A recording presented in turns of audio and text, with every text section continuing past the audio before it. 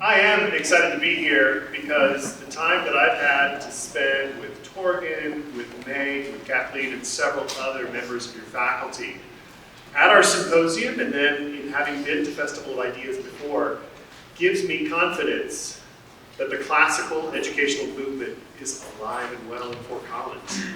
And it is but one example, but I think it is indeed an exemplary model of what we need to see across this country. So well done, all of your accolades, well deserved. Your 13th Legion is this fascinating notion of how we bring community together, how we establish an ethos of excellence. And today I am so pleased to introduce you to someone who's going to bring together for us some thoughts on just how such excellence is achieved, how it's obtained, how we live it out.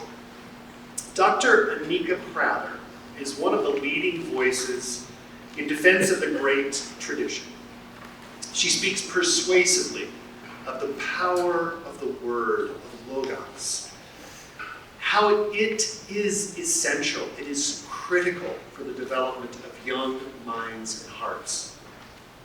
Having come to classical honestly, by which I mean trial, difficulty, maybe a few errors along the way, we all make them, Anika offers an extraordinary model of how an African-American woman could rediscover the excellence that we describe as classical, how it has transformative power in generating, how great works are able to generate change in the lives of young people.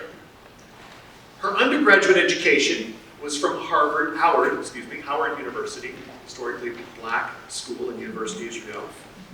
She has multiple graduate degrees from New York University, from St. John's College, Howard, and then having received a PhD at the University of Maryland in drama and education. All of these credentials give her more than ample substance. We know that she knows what she's talking about, but the fact is that she's not just an academic. She's certainly no talking head. What makes Anika so compelling is the fact that her zeal and devotion for timeless texts are to make them accessible to students.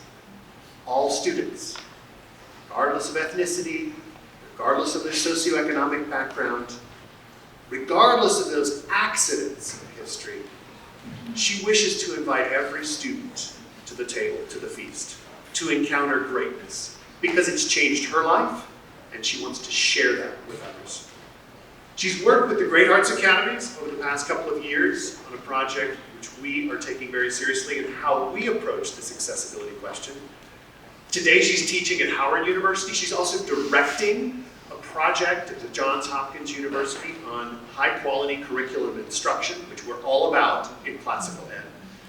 And as she works and advocates for classical, she's in the trenches, just like many of you, leading and teaching in her own classical school, the Living Water School in Maryland. Well, I don't know where she finds the time to globetrot, to be a part of the jet set, right? To come out and join us here, but I'm really glad she's here. Would you please join me in welcoming Anika Prather?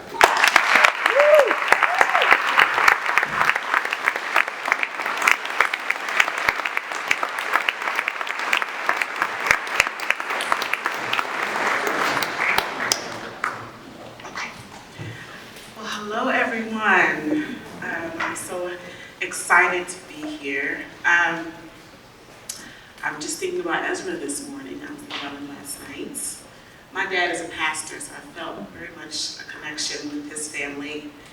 And I'm talking to my mom and dad. Now, when I flew out here, I had my notes ready. I had one topic I was going to discuss, and then I talked to Dr. Lovely last night. And I called my mom and my dad. I'm like, Mom, Dad, I just heard the most heartbreaking news. And my mom was like, oh my gosh, it's so awful. And we're all praying for the community, for the family. And I just began to pray for the community, for the family. And I'm like, God, I think I need to change my talk a little bit. I just want to edit it a little bit. Some of the information, a lot of the information will be the same, but I want to kind of put a microscope on how classics help people get through dark times. And so before, I like to start with a song. The song that kept coming to my heart, I was thinking about Ezra and his family. If they hear this one day, I'm hoping this song encourages them. It's a favorite song. It's sort of a spiritual, but not quite as old as the spirituals. I'm just gonna sing it to you. I kept singing it as I fell asleep. And it goes like this. Encourage my soul and let us journey on, for the night is dark and I am far from home. Thanks be to God, the morning light appears. The storm is passing over. The storm is passing over. The storm is passing over. Hallelujah. Hallelujah. Hallelujah. Hallelujah. The storm is passing over. The storm is passing over. The storm is passing over. Hallelujah. I'm very connected with loss. I've experienced a lot of loss in the past couple of years. From COVID to illness, very close people. And I've really been wrestling with this. How do we get through dark times in this life? And there's something that I have used, and I know this is a charter school, but I hope you will allow me to be very open about my faith. Not as a way to indoctrinate at all. I hope no one feels that way. I'm just sharing with you what I've had to do to carry on and to see hope. And the main thing I've had to do was to connect with what I feel to be, personally, my personal opinion, the greatest classic of all time. And that's the Bible. And I'll never forget, I lost probably one of my best friends. His wife, my husband and I would go to jazz concerts together. My kids called him Uncle Eric. He was the lead deacon in my church. He was my brother's best friend. When my brother became the lead pastor, my father founded our church. When my brother and my father retired, my brother became the pastor. He stepped up to be my brother's right hand. When my brother would arrive at church, he would greet my brother with a handkerchief and anything he needed to get through the sermon. Tragically, one night, he was taken from us very suddenly and very awfully. And my chest hurt. I was just crying to the point where I was just aching. And I was out walking my dog one day. And I said, I can't stop grieving. God, I miss him. I missed him so much because just before he passed, like a day, I woke up at like 1 a.m. and something said, call him. So I'm like, it's late, I'm not gonna call him. So I texted him and I said, hey man, what's up, you okay? He's like, I'm good. And we just chatted and he sent me a text and said, I love you, you're my favorite jazz singer. And I said, and that was it. And so I kept having that memory. And the word I heard, and that's why I love that song, because it speaks of hope, that we do have darkness, but there's always hope. Even if you're not a believer who believes in the afterlife or believe in God, every day is filled with hope. It is coming. It is the formula of humanity. And that's what I'm going to talk to you about as these people who were in darkness, read classics, found light. And so for me, as a believer, a Christian, I thank God every day that he gave us the Bible, he gave us classics, he's given us the written word. I believe the written word, especially the words of the ancients, the words of those who come before, are his instrument for us to get through the darkness. So as I sat there walking my dog, grieving, just so confused by my grief, not able to really overcome it, I I remembered something, and it made me feel good.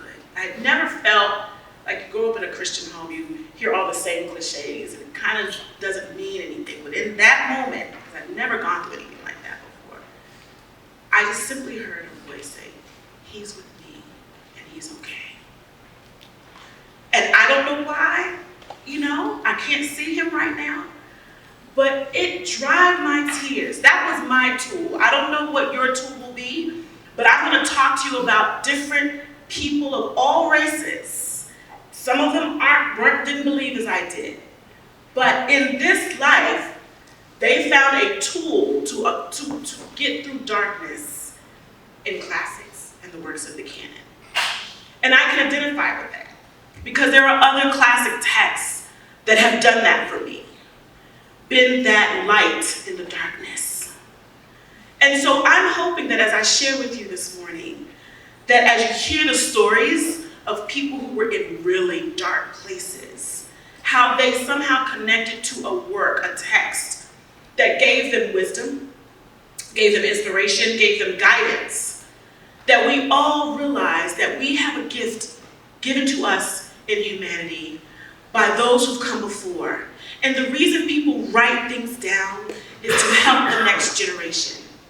And that's what this school is about. That's what schools like Great Hearts, that's what these schools are about. It's beyond just academics and head knowledge. These are tools for living. These are tools for coping. Living is hard. Grieving is unbelievably difficult. None of us are promised that life will ever be good.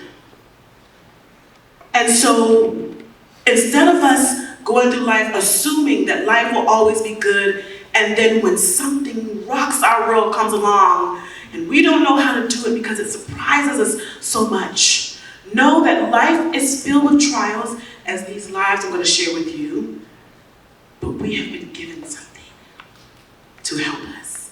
Maybe it's the Bible for you. Maybe it's the Analects for you from Confucius. Maybe it's the Quran for you. Maybe it's just something that was said in the Odyssey. Maybe it was something Tolstoy said. I don't know. But you know that you probably experienced it already. You're going through something and you find this quote or you are reading this text, and all of a sudden, as the song said, the morning light appears. So I'm going to take you on a journey. Really quick, because I don't want to be before you long. And I'm going to just show some little examples of people who went through dark times and found some sort of guidance, wisdom, light, inspiration in their unbelievable darkness. I'm going to start with Gandhi. Now, Gandhi was an activist. You all probably know his story, so I'm just going to do a little general background. In India, so I purposely started with people that don't look like me.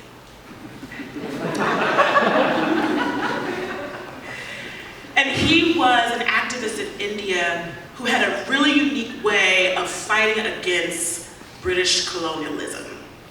And his path to fighting it was not violent. It was not combative. In fact, some of his people didn't like his process because he was a little too friendly with the British, even though he was fighting against the British. I understand that, I get that all the time. Process that for a minute. And so he was a little too friendly with the British because he felt like, if I do this peacefully, with nonviolence, rooted in reading classics, maybe we will find a place of reconciliation. So he chose fasting, he marched, he did sit-ins, he tried to meet with the opposition in dialectic conversation, inspired by Plato. And his perspective on Socrates was that Plato's writings on Socrates were like the story of the individual against the state. And as you know, in Socrates, his process was very similar. What was so radical about Socrates was that he openly disagreed with the leadership about the beliefs that were shaping his society that he felt were based on false information. Like, how can there be so many gods that did all of this?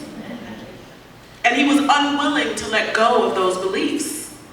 And so Socrates employed the greatest, I feel, the greatest form of activism there is, and that's education. Every teacher in this room, every principal, every school leader in this room is an activist. Because you are enlightening the minds of your students, especially in a classical, I feel like classical education is like major activism. Because the society doesn't want it, the government on the grander scale doesn't want it, and if you're chocolate like me, your people don't want it. But you gotta know what's true. You gotta know what the light is. And so Socrates knew what the light was. And so in this darkness he was in, where he knew his life was in danger, by sticking with what is truth, he challenged the beliefs of leadership by educating young minds through conversation to make them think. Not everything you've been told may be true. And that was the light. So if you're going through grief, there are probably voices in your mind, maybe a friend, maybe a song that you heard that is just so dark, is telling you life is too dark, it's impossible to get through this. I have a student who she's graduated, she's doing great now, but when she was with me in 10th and 11th grade, she graduated from me too.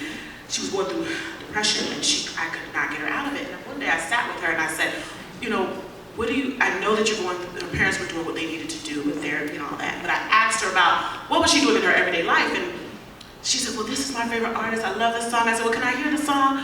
I mean, I got depressed after listening to the song. I almost need to go to therapy. And I'm typically I wake up happy. And so, but I listened to it, I was like, girl, I mean, how do you expect to get better listening to that? And so we feed our minds with things that are full of light, not darkness. And so Socrates would teach and he would educate for us to look for the light of truth. The light of truth.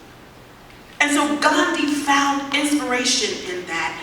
Even when no one believed in him, even when his own people rejected him, he found comfort in the light. And that's what he stood with. And that's what gave him hope. And to this day, even though he passed away, he is known as the reason India stands as it does today, not being colonized, because of him holding to the truth. And when we talk about Socrates, and you're going to see his name again, even though he passed away standing in the light, we all benefit from that light, because his pathway influenced the founding fathers and so many people that fought for freedom. Speaking of founding fathers, let's talk about Thomas Jefferson. I know he's controversial. I feel schizophrenic when I come to Thomas Jefferson. One minute I'm like, I love that man, he's so brilliant. Oh man. My dad and I would talk, my dad would say, man, that Constitution is the most brilliant document that's ever been written. I'm like, I know. Why I have to own my people? But he was a complex man, right? He said even himself, I basically shudder to think of what God will think of me when I stand before him. So he wrestled with his own human failings that none of us are innocent, right? None of us is perfect. But he found inspiration in the ancient world. And there's a text that he used to carry with him, written by Cyrus the Great. It's called the Cyrus Cylinder. And I'm going to assume that Thomas Jefferson, because he was a man of the canon, a man of classics, came to find out about Cyrus the Great from the writings of Herodotus. I'm making an assumption, it's a theory, I gotta prove it, I know, but because that would be what he would have been reading, and Herodotus does a masterful job of describing the way, the character of Cyrus the Great, found in the Middle East. And this Cyrus Cylinder which is of course not written in language we would understand, was the very first recording of human freedom. He was the greatest emperor. He would go and conquer lands, but he had this rule of not oppressing those he conquered, not making them forget their rights or their heritage or their culture. He would allow whatever country Cyrus the Great conquered, he would allow them to maintain their beliefs, their culture. He was very instrumental in preserving Judaism, even though he himself had his own separate beliefs. A Middle Eastern man. And Thomas Jefferson, the founding father of our country, the author of the Constitution, carried around the cylinder as an inspiration on how to write out what our freedom would look like. And I want to say, people don't talk enough about the darkness that Thomas Jefferson may have been in. His life, I mean, he was, I've started a school, right? I've started a school, it's a really small school, and those who started schools, you know what I mean. I don't know anyone who would wake up one day and say, I want to start a school, and be sane. So when people come to me and say, oh, you're living your dream. No, my dream was to be a kindergarten teacher and to retire doing that. I just wanted to play with the kids. This was never a dream. Neither was being a principal. But you do it out of necessity. You recognize something is wrong with a system, and you start something that you feel will change the world. And even though you try to reject the desire to do it, and you know you're about to go through the darkest time of your life, the loneliest time of your life, you do it because you know it's a calling. And I can identify with Thomas Jefferson having that same feeling of starting a country that would fight against a much stronger country that he knows he could lose. He could lose his life. He could be considered a traitor. He could be tried for treason. And you see so many examples of him going through that darkness, but finding hope in these old texts, wisdom from these old texts, these gifts from magical beings who had the wisdom to write their story down so that we could also have light in our darkest moments. And so from that inspiration, Thomas Jefferson, and there were other things that inspired him as well, but he was greatly inspired to write about human freedom from Cyrus the Great. And because he saw how powerful Cyrus the Great was, he knew that formula would work for America. Do you think it worked? A resounding yes. And then we have Harriet Beecher Stowe. She was amazing. They say her book, Uncle Tom's Cabin, was probably one of the main reasons the Civil War started. It was instrumental in turning people's minds who were on the fence about slavery to realize it, because she humanized the Black experience in slavery. And she wrote it for her community to understand the pain of my ancestors. And she wrote it at a time where her life was probably very dark. She was a woman, number one. Number two, she was white, in a world that did not feel she should feel the way she felt about this.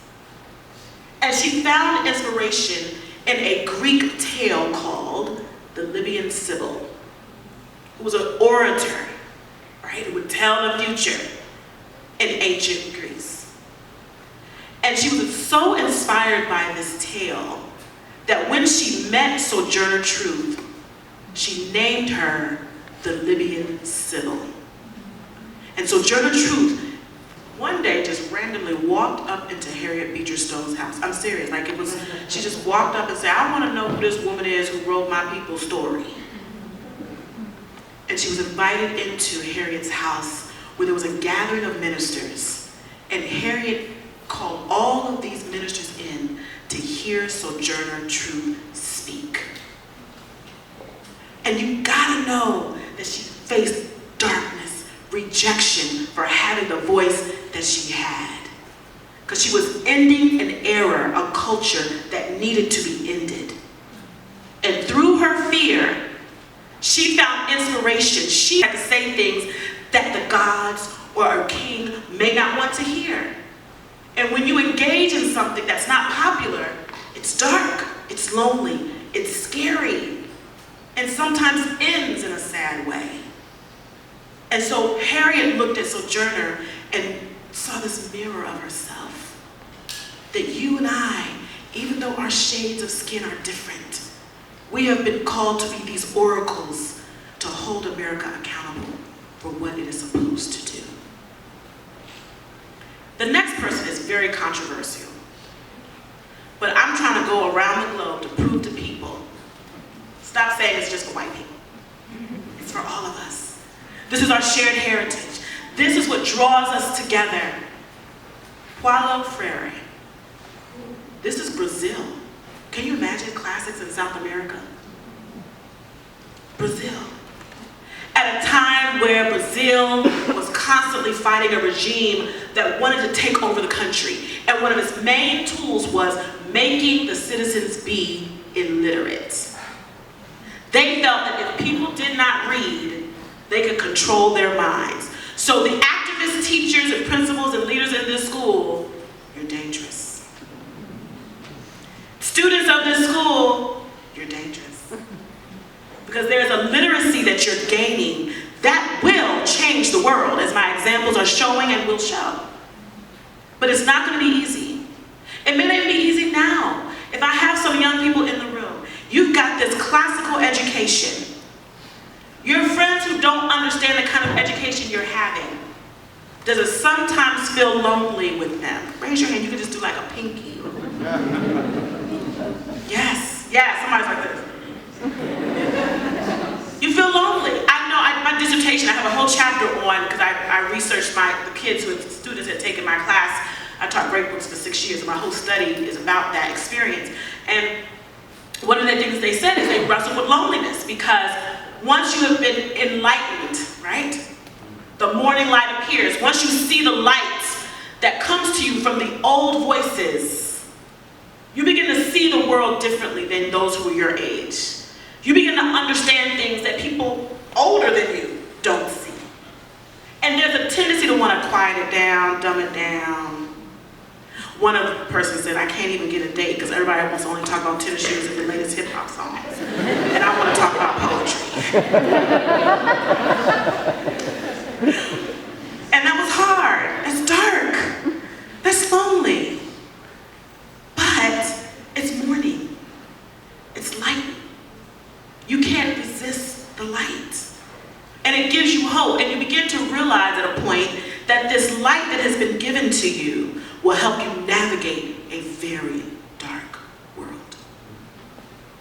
And so, Paulo Freire realized that if I educate young people to gain this literacy they need, they can use their minds to fight against this regime. And he did it by teaching literacy education. And his main inspiration was Socrates. Socrates sometimes when I write about him, I say, I wonder if he knew how he would just help all of us. I don't think he knew how powerful his work was. Because Freire could see how Socrates was a teacher and was educating people to think outside of what you're just told. And so he felt if he teaches his students, Freire, to do the same, then they could resist the government that was oppressing his people. And then we have Phyllis Wheatley, taken, I believe, from either Sierra Leone or Senegal. I always get the two mixed up. Taken as an almost 10-year-old girl from Africa, brought into Boston as a slave in the early days of America, before George Washington was even president. And the trauma of her crossing the ocean was so strong, it erased her memory. She could not remember anything except one memory. She remembered her mother getting up to pray to the gods. That's the only memory she has wrote this poem called Naomi on losing her children.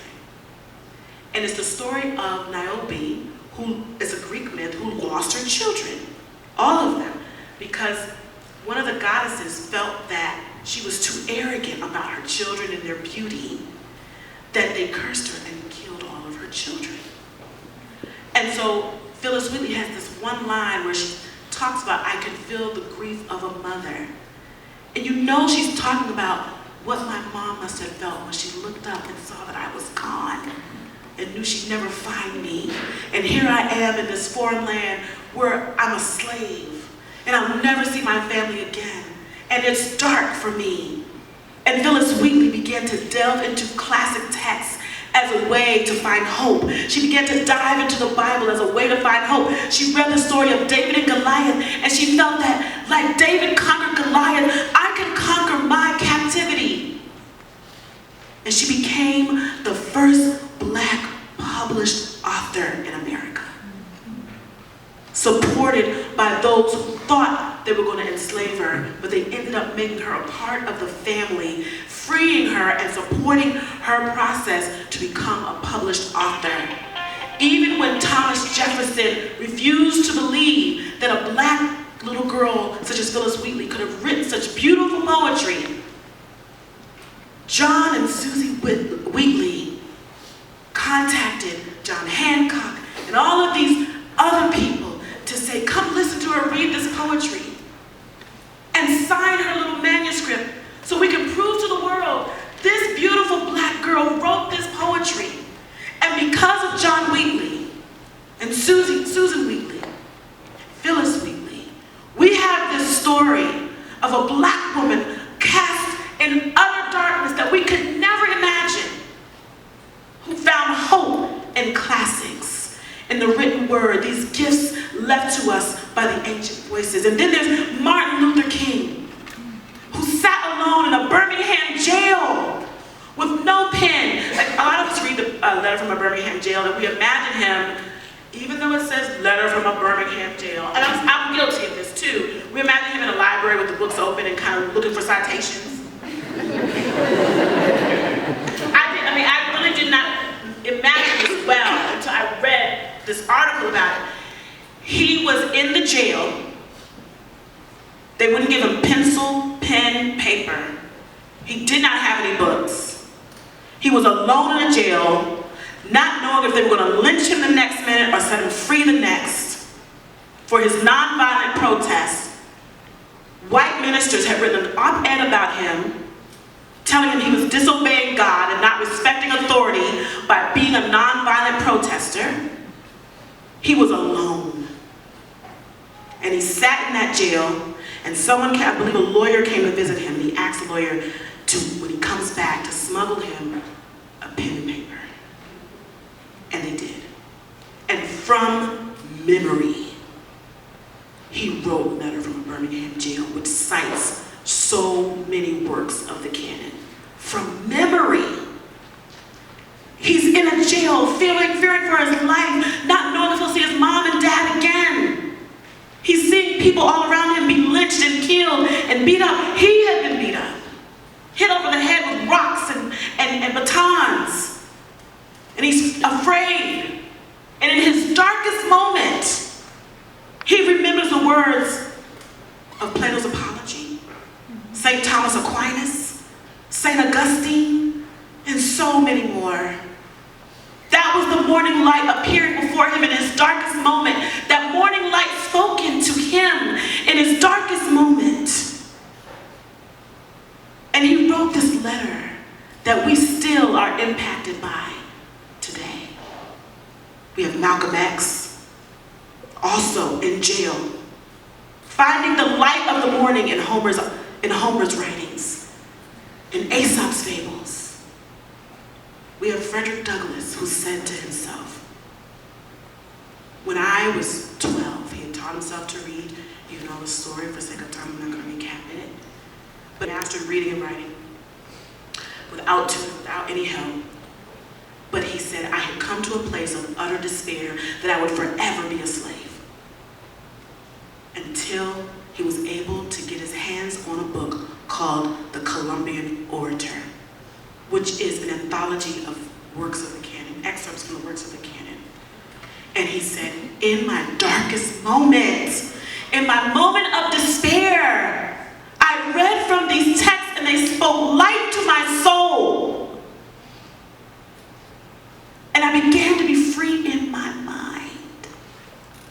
When you are going through grief and loss, there's a battle of words in your mind. There are thoughts in your mind that say it is hopeless. There are thoughts in your mind that make you feel this grief will never end. But you gotta battle those words with words of light. And that's why we read. Reading is not academic, it is life. It is air. And so, these people that I'm sharing with you, Douglas read, they said he would go in and read from his Colombian Orator. And he read one text called Dialogue Between a Master and a Slave. And he read this example of how a slave was able to use logic to convince his master to set him free. And it was at that moment that he decided that would be his weapon. He would use logic to convince the masters to set their slaves free. I would say it worked. It worked. Until he died, he read all the time. He would practice the orations he would read about. He mimicked the orations of Cicero. He found so much inspiration in Cicero because this great statesman was able to speak truth to power. And he felt like I can do the same thing. And he did. To the point where he developed this relationship with Abraham Lincoln. And Abraham Lincoln would use him as a consultant during the Civil War. There is so much power. I like to call it magic of classics. It's so powerful. I could go on and on. This work that we are in could go on and on. The amount of people of all shades, of all backgrounds, that have found hope, that have found morning light in the most darkest times of night is endless. And you have been given this gift here at Liberty Common School.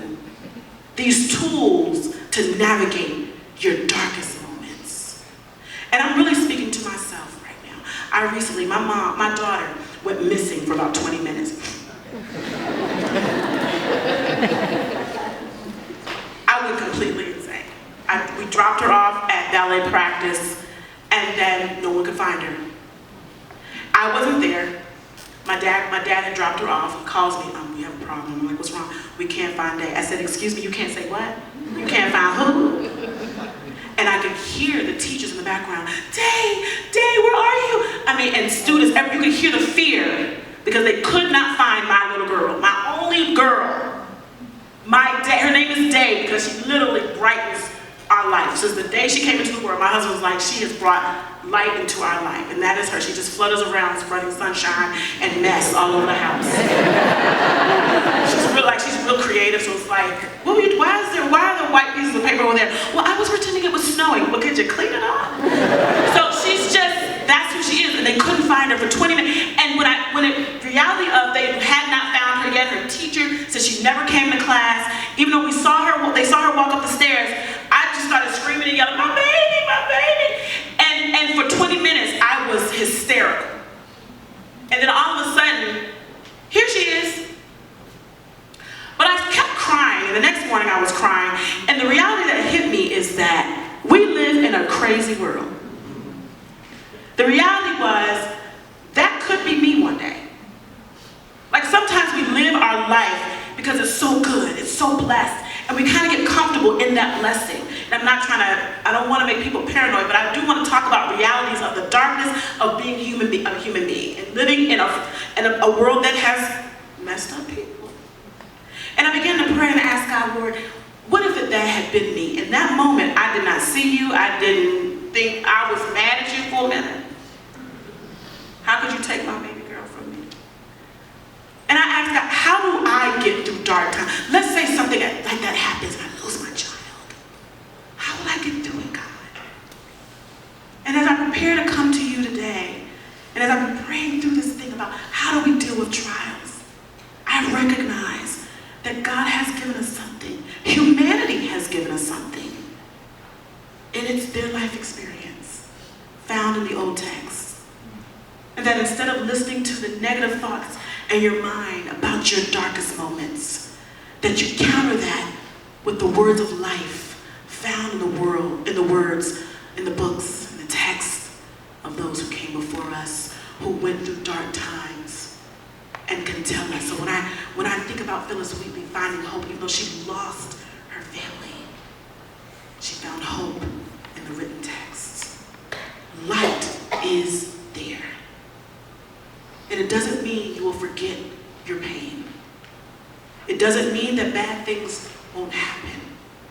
But we have tools to help us navigate our darkest moments through the texts written by those who've had the same human experience.